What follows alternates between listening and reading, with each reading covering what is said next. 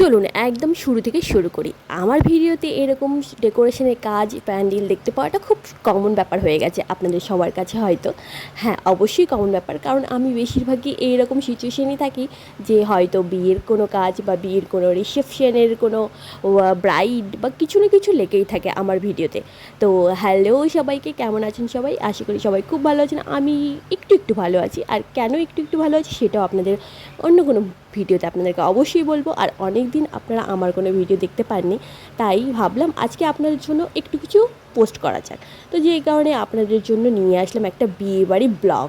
Yes, বিয়েবাড়ি blog. আর বিয়েবাড়ি মানে নাচ গান আনন্দ হই হুল্লোড়, অবশ্যই এটা তো থাকবেই। আর আমার ভিডিও দেখছেন, একটু হই হুল্লোড় থাকবে না তা কখনোই নয়। তো দাদার বিয়ে বলে কথা, মানে ভাসুরের বিয়ে। আর ভাসুরের বিয়েতে সবাই দাদাকে আর বৌদিকে, মানে দিদিকে, মানে আমার যাকে বরণ করছে।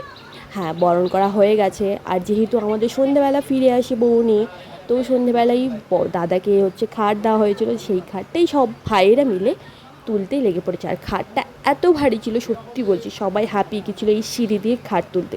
যাই হোক, অনেক কষ্ট করে সেই খাটটাকে ওপরে তোলা হলো। আর আপনাদের জন্য একদম খুব সুন্দরভাবে, এটাকে যেন কি বলে, আপনারা হয়তো অবশ্যই জানেন যে এটাকে কী বলে। হ্যাঁ, এটাকে অবশ্যই মাতল পুজো বলে। আর যেটাই আমরা সবাই করছিলাম, যদিও আমার এই মাতল পুজোতে প্রথম ভাগ নেওয়া, আর সত্যি বলতে খুব খুব ভালো লেগেছে, আমার বেশ ভালোই লেগেছে। আর আমি প্রচুর আনন্দ করেছি সমস্ত দিদিদের সাথে, আর মা কাকিমা সবার সাথে, মানে আমার শাশুড়ি মায়েদের সাথে। তো ভীষণ ভালো লেগেছে। আমরা তো সবাই নাচ করছিলাম, নাচ করে মাতল পুজো করছিলাম সবাই মিলে। সত্যি কথা বলতে এরকম আনন্দের মুহূর্তে নাচ হবে না, এটা কখনোই হয়? আর আপনারা আমার ভিডিওতে নাচ দেখতে পাবেন না, এটাও কিন্তু একদম হতে পারে না।